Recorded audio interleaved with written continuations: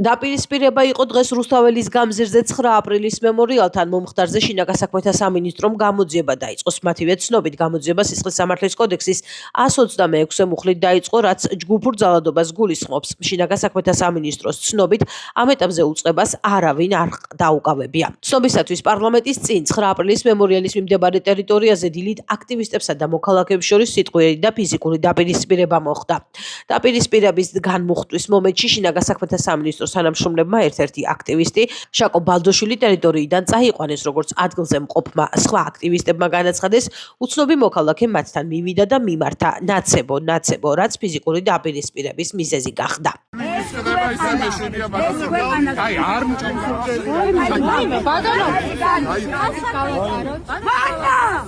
ქარმა წააქცია და ნაგავი გასატანია. ქარმა წააქცია სამჯერ. ქარმა ბევრი ყვავილი წააქცია და ესეც გაგა. ხო და ეგერა. ეს ძალიან მდგომარეობაში გახდა. შეხედეთ თუ თვალში თარჩი თქვენი ოპერატორი თუ ჩვენს რა მდგომარეობაშია ეს. ნაგავი გვინდა აქ? და იდოს ყვავილები. ნაგავი არის, ყვავილი არ არის, ნაგავია უკვე. რატომ აი ძალიან მდგომარეობაში. რატომ გადააბრუნეთ ეს ყვავილი? აი კადრი არსებობს მაგის და რატომ გადააბრუნეთ? ძალიან მდგომარეობაში იყო უკვე და იმდენ ნაგავი ადამიანის მოტანილი. აი ბიზნეს ნაგავია. შეურაცხყოფის გარეშე ვერ საუბრო. ხო, მე არ მომწონს ბატონო. მე არ მომწონს.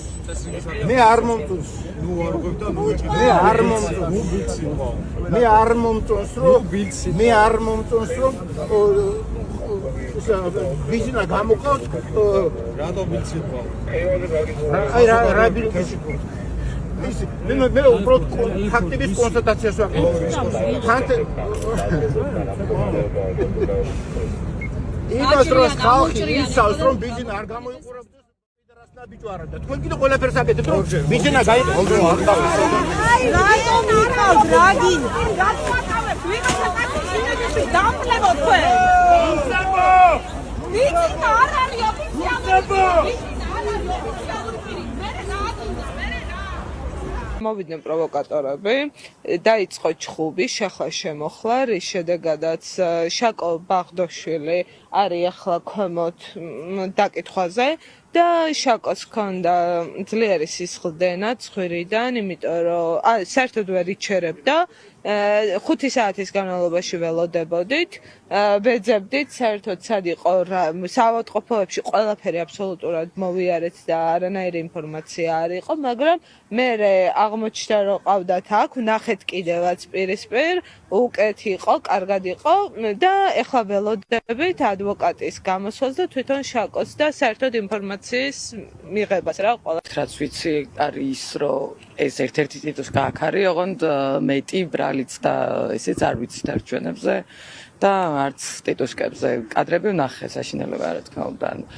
ზოგადად ესე იქცევიან, რომ პროვოკაციას უწყობენ აქციის მონაწილეებს, ძალიან საშინელ შეურაცხყოფას აყენებენ და თუ რომელიმე უპასუხა თუნდაც ამ სიტყვიერ ან ფიზიკურ შეურაცხყოფაზე, მე იქით ედავებიან იმას, რომ თითქოს ჩვენ ვართ მოძალადეები. გავიხსენოთ ძველი ამბები, რა ხდებოდა და უჭერიათ თუ არა მელიქიშვილზე, როცა გვეუბნებოდნენ, რომ გადაეკეტათ ბიჭებს და აბა რა ქნანო, ჩვენი ბიჭები არ არიან, ვაჟკაცობა არ აქვთ, თუ უნდა იტანონ ყველაფერი გამეორებას ხადია. იმედებით თუ არა, რომ რომელიმე თქვენი თანამებრძოლი შესაძლოა, რომ სისხლზე დაიჭირა? ამათგან მე ველოდები ყველაფერს, იმიტომ რომ ესეთი გამოცდილებები გვაქვს ჩვენ, როცა ბექა გოცირიძე მოვიდა და შეურაცხყოფები აყენა ადამიანებს და ფიზიკურათაც დაუპირისპირდა, შემდეგ მივიდა ბექა გოცირიძე და იქით დაწერა საჩივარი. ესეთი გამოცდილებები გვაქვს და ამათგან, რა თქმა უნდა, მე ველოდები ყველაფერს. 9 აპრილის მემორიალთან იმყოფებოდნენ ირაკლი კობახიძე, შალვა პაპუაშვილი, მიხეილ ყაველაშვილი და მინისტრთა კაბინეტის წევრები. მათ გამოჩენას აქციის მონაწილეების მხრიდან მოჰყვა შეძახილები, რუსებო, ქვეყნის გამყიდველებო, მონებო, ხელისუფლების წარმომადგენლებმა მემორიალი გვირგვინით შეამკეს, რის შემდეგაც ტერიტორია დატოვეს. მანამდე 9 აპრილის მემორიალთან სამართალდამცველები მივიდნენ და მემორიალის გარშემო განლაგდნენ. სამართალდამცველებმა მოქალაქეებს მემორიალის გარშემო ტერიტორიის გათავისუფლებისკენ მოუწოდეს, რამაც აქციის მონაწილეების გაღიზიანება გამოიწვია. რუსთაველის გამზირზე 9 აპრილის მემორიალთან ასევე იმყოფებოდნენ ევროკავშირის ელჩი საქართველოში პაվել ჰერჩინსკი და გერმანიის ელჩი საქართველოში პეტერ ფიშერი. მათ მემორიალი გვირგვინით შეამკეს და დაღუპულთა ხსოვნას პატივი მიაგეს. მემორიალთან მათი მისვლისას ისმოდა შეძახილები. მადლობა. ცნობისათვის მემორიალთან მანამდე სხვადასხვა ქვეყნების დიპლომატიური კორპუსის წარმომადგენლებიც იმყოფებოდნენ, მათ შორის ამერიკის შეერთებული შტატების ელჩის მოვალეობის შემსრულებელი ალან პერსელი. ამ დღეს აღდგა საქართველოს დამოუკიდებლობა, ზვიად გამსახურდიამ გამოაცხადა სწორედ ამ შენობაში. და არავინ, ვინც ზვიად გამსახურდია სავარძელში ჩასვამს, გავრილობს, არ იქნება ამ ქვეყნის სრულუფლებიანი მმართველი. ის რაც აქ ნახეთ, ნამდვილად ძალიან უსიამოვნოა, როცა საქართველოს ყავს მთავრობა, რომელსაც აქ არ მოესწრება, ისე რომ ხალხმა არ დაუსტვინოს. ძალიან მძიმე ამბავია. გაუმარჯოს დამოუკიდებელ საქართველოს.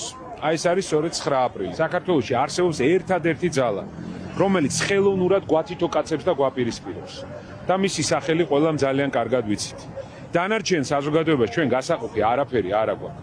და თუ ეს ადამიანები კარგად ჩაიხედავენ თავის თავში, ჩაუფიქრდებიან იმ ქმედებებს, რასაც აკეთებენ ქართველი ხალხის და საზოგადოების წინაშე, მე დარწმუნებული ვარ, ისინი დაინახავენ, სად არის სიმართლე, მაგრამ მათ ეს არ უნდათ. ის თავისუფლება და დამოუკიდებლობა, რისთვისაც ის ადამიანები, რომლებმაც საკუთარი სიცოცხლეს სწორედ აქ პარლამენტის კიბეებზე შეწირეს თავიანთ ქვეყანას, ეს თავისუფლება და დამოუკიდებლობა დღესაც საფრთხეშია. და ისევ ამ ღირებულებებისთვის, ამ უძვირფასესი წმინდა ღირებულებებისთვის იბრძვიან ადამიანები, რომლებიც დგანან რუსთაველზე, არ წყვეტენ პროტესტს. პოლიტიკა, რომელიც დღეს იდგმება არსებული ხელისუფლების მხრიდან, განსხვავებულია და ეს არ იყო ამ ადამიანების სურვილი, ოცნება არც არავის ვინც იდგა აქ იმ დღეებში და შემდგომაც, ვინც ამ ბრძოლაშია, რომ საქართველოს იყოს რაღაცნაირად იზოლირებული სატელიტი იმ ქვეყნის, რომელმაც პრაქტიკულად თავიდან ბოლომდე მოაწყო ეს ყველაფერი, ეს ტრაგედია და მუდმივად ხელს უშლის საქართველოს დამოუკიდებლობას. დამოუკიდებლობის მოპოვებიდან 35 წლის შემდეგ ჩვენ დამოუკიდებლობა გვაქვს გადასარჩენი რუსული რეჟიმისგან, რომელიც საქართველოს მარტო სტოვებს რუსეთის პირისპირ და ჩვენი ისტორია მოწმობს, რომ რუსეთის პირისპირ საქართველოს დამოუკიდებლობა ვერ გადარჩება. დასავლეთთან მჭიდრო სტრატეგიული პარტნიორობის გარეშე ერთადერთი გზა, რომ ჩვენ დამოუკიდებლობა გადავარჩინოთ, არის რომ რუსული რეჟიმი შევცვალოთ მშვიდობიანად. 1999 წლის 9 აპრილის ტრაგედიიდან 37 წელი შესრულდა. 1999 წლის 9 აპრილს გამთენიისას საბჭოთა კავშირის შეერაღებული ძალების ნაწილებმა თბილისის ცენტრში პარლამენტის შენობასთან მშვიდობიანი საპროტესტო აქცია დაარბიეს, რასაც მსხვერპლი მოჰყვა. დარბევის შედეგად 21 ადამიანი დაიღუპა. პარლამენტის წინ შეკრებილი ათასობით მოქალაქე დაუდგენელი შემადგენლობის გაზით მოიცამლა. 1991 წლის 9 აპრილს მაშინდელმა უზენაესმა საბჭომ თარიღი საქართველოს სახელმწიფოებრივი დამოუკიდებლობის აღდგენის დღედ გამოაცხადა.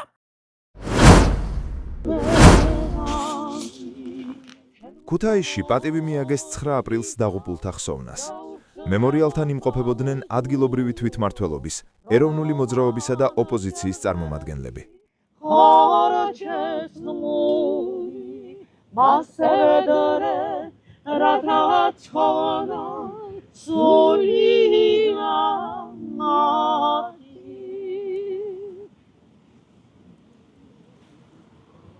ტრადიციულად დღეს პატივი მივაგეთ ქუთაისში 9 აპრილის დაღუპულ გმირებს.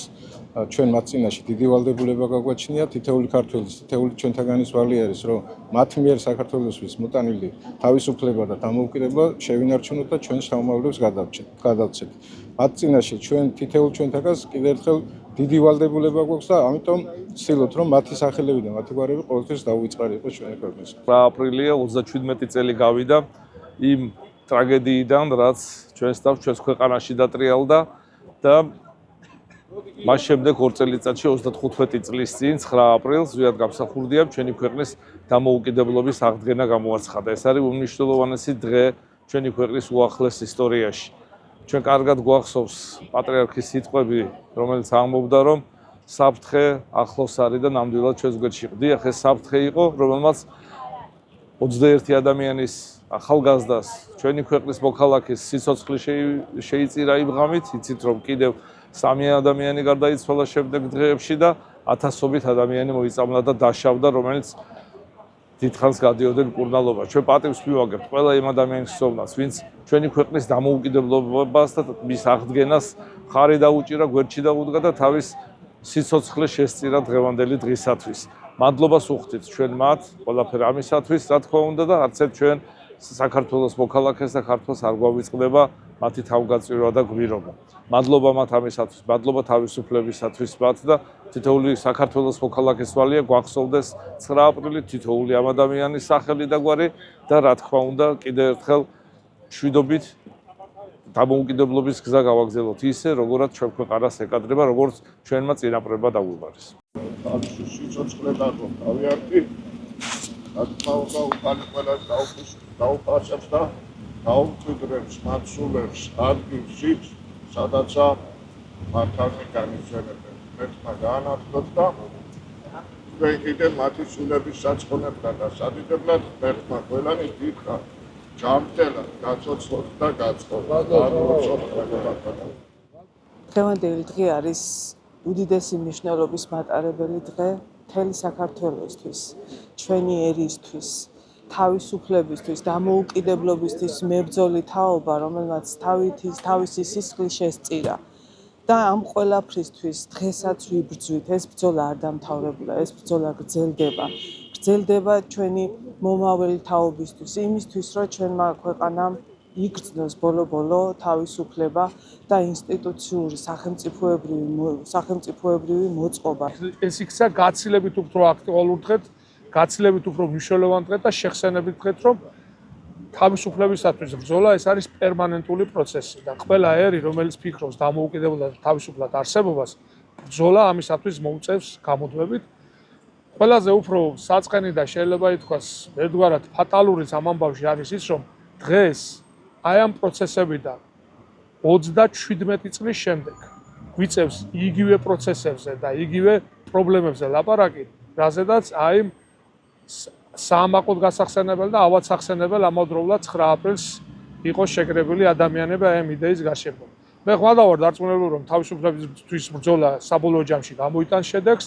საქართველოს ადგილი არის თავისუფალ, სუვერენულ და პროგრესულ დასავლეთის გვერდით და რუსეთისკენ სწრაფვას შეაჩერებს ხალხის საერთონება, ხალხის კონსოლიდაცია და ჩვენ არასოდეს არ დაბრუნდებით უკან წარსულში და საბჭოთა კავშირში. როგორი ერთობა იყო მაშინ, როგორ ერთად დადგა მთელი ერი და ბერი და მახსენდება ცხონებული მერაბ კოსტავას სიტყვები, ასე ერთმუშტად შეკრული წარსდგა ერი ღვთის წინაშე. იგივე ჯერ კიდევ გლოვის დღეები გვაქვს ჩვენი მართლაც წმინდანი პატრიარქის გარდაცვალების გამო 40 დღე არ გასულა, მისი მოწოდებაც ყოველთვის იყო ერთობა. დღევანდელობასთან თუ გავავლეთ პარალელს, მე გულდის წყვეტით მინდა აღნიშნო, რომ დღეს ჩვენ ერთობის ნამდვილად დეფიციტი გვაქვს.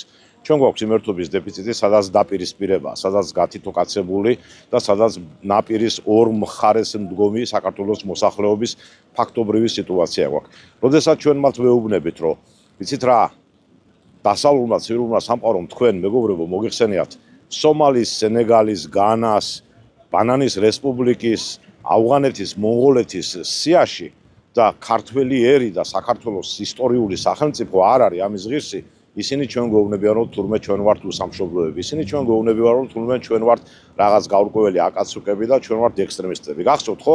მაშინაც ექსტრემისტები დაარქვეს ამ ეროვნული მოძრაობის ლიდერებს, მაგრამ როდესაც თელიერი ფეხზე დადგა, ხელისუფლების მაშინდელი ის ნაწილი დარჩა მარტო და ისინი იძულებული გახდნენ აეღიარებინათ რეალურად, რომ 9 აპრილი იყო გმირობა და 9 აპრილი იყო მნიშვნელოვანი დღე საქართველოს ისტორიაში. დღეს ჩემო თანამოქალაქეებო, ჩემო ქართველებო, ჩვენ გეუბნებით, დავდგეთ იქ, სადაც ჩვენი შვილების მომავალია.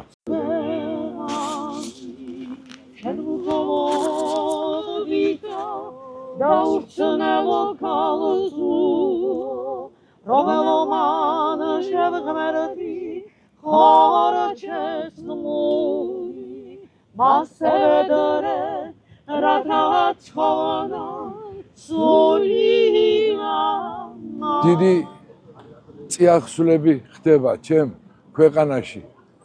გადასახლდა ჩვენი ეპოქალური უსაყვარლესი და ტკბილი პატრიარქი ზეყანას და ამასთან ერთად დღევანდელი დღისა და ამ აღდგომის დღეებში მინდა შევთვალო მოხსენება ყველა სამშობლოზე შეწირულს, მაგრამ 9 აპრილს გარდაცვლილებს სხვანაირად აერგების.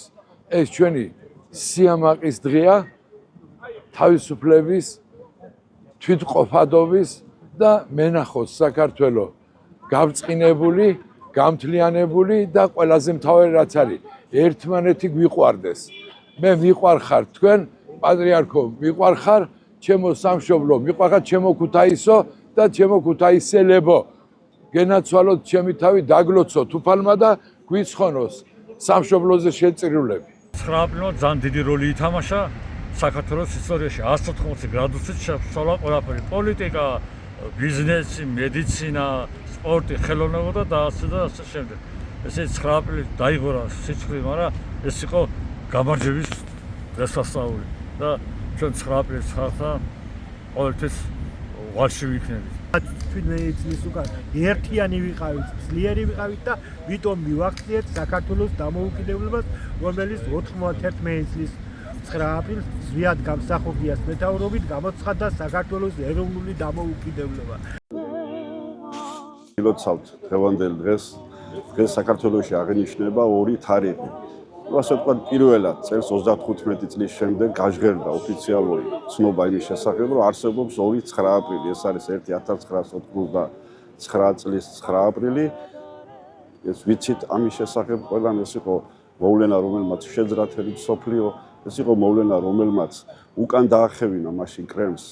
პირველი შემთხვევა იყო, როდესაც კრემლმა ბოდიშის მოხდა და ასე შემდეგ მოვლენები განავითარა. შექმნა კომისია და უკან დახევამ განაპირობა სწორედ ის, რომ შემდეგ ჩამოიშალა ძალიან ბევრ სახელმწიფოში, ევროპულ სახელმწიფოში, პოსტსაბჭოთა სივრცეში კომუნისტური რეჟიმები და მისი ადგილი დაიკავა ეროვნულმა მოძრაობებმა. ამის შემდეგ 2 წლის შემდეგ 1991 წლის 9 აპრილს უზენაესმა საბჭომ ზვიად გამსახურდიას ხელმძღვანელობით გამოაცხადა საქართველოს სახელმწიფოებრივი დამოუკიდებლობის აღდგენა და მის შემდეგ გავიდა 35 წელიწადი და უგულოცავ ყველა საქართველოს მოქალაქეს ამ შესანიშნავ დღეს. ნარკოტიკული საშუალებების უკანონო შეძენა, შენახვისა და უკანონო რეალიზაციის ხელშეწყობის ბრალდებით თბილისსა და ბათუმში რამდენიმე პირი დააკავეს, მათ შორის უცხო ქვეყნის მოქალაქეები. სამართალდამცველებმა დაკავებულების პირადი საცხოვრებელი ბინების და ავტომობილების შხრიკის შედეგად ასევე სხვადასხვა ადგილიდან განსაკუთრებით დიდი ოდენობით ნარკოტიკული საშუალებები, მათ შორის მეტადონი, ალფა-პვპ და გამომშრალი მარიხუანა ნივთმტკიცება დამოიღეს. გამოძიების მიერ ასევე ამოღებულია ნარკოტიკული საშუალებების დაფასვებისათვის საჭირო მასალები. გამოძიება სისხლის სამართლის კოდექსის 260 და 260 კვარტა მუხლებით მიმდინარეობს, რაც 20 წლამდე ან უვადო თავისუფლების აღკვეთას ითვალისწინებს. სამართალდამცველებმა განსაკუთრებით დიდი ოდენობით ნარკოტიკული საშუალებების საქართველოში უკანონოდ შემოტანის ფაქტი აღკვეთეს. პოლიციამ განსაკუთრებით დიდი ოდენობით ნარკოტიკული საშუალებებისა და ფსიქოტროპული ნივთიერების საქართველოში უკანონოდ შემოტანის ბრალდებით გერმანიისა და ირანის ორმაგი მოქალაქე და თურქეთის რესპუბლიკის მოქალაქე დააკავეს. ბრალდებულები საბაჟო გამშვები პუნქტების, სარფისა და ბათუმის პორტის ტერიტორიაზე აიყვანეს. პოლიცია ბრალდებულების პირადი ჭრეკისა და ავტომობილის დეტალური დათვალიერების შედეგად განსაკუთრებით დიდი ოდენობით ნარკოტიკული ნივთიერება და ფსიქოტროპული საშუალება ნივთმტკიცება დამოიღეს. გამოძიება სისხლის სამართლის კოდექსის 260, 261, 262 და 263 მუხლებით მიმდინარეობს, რაც 20 წლამდე ან უვადო თავისუფლების აღკვეთას ითვალისწინებს. განსაკუთრებით დიდი ოდენობით ნარკოტიკული საშუალებების უკანონო შეძენა, შენახვის ბრალდებით დააკავეს ასევე უკრაინის მოქალაქე. სამართალდამცველებმა ბრალდებულის დროებითი საცხოვრებელი ბინის შხრიკისას ბათუმში სარეალიზაციოდ გამზადებული განსაკუთრებით დიდი ოდენობით ნარკოტიკული საშუალება მეტადონი ნივთმტკიცება დამოიღეს. პოლიციის მიერ ასევე ამოღებულია ნარკოტიკული საშუალებების დაფასვებისათვის საჭირო მასალები. გამოძიება სისხლის სამართლის კოდექსის 260 მუხლის მესამე ნაწილისა და აქვე პუნქტით მიმდინარეობს, რაც 20 წლამდე ან უვადო თავისუფლების აღკვეთას ითვალისწინებს.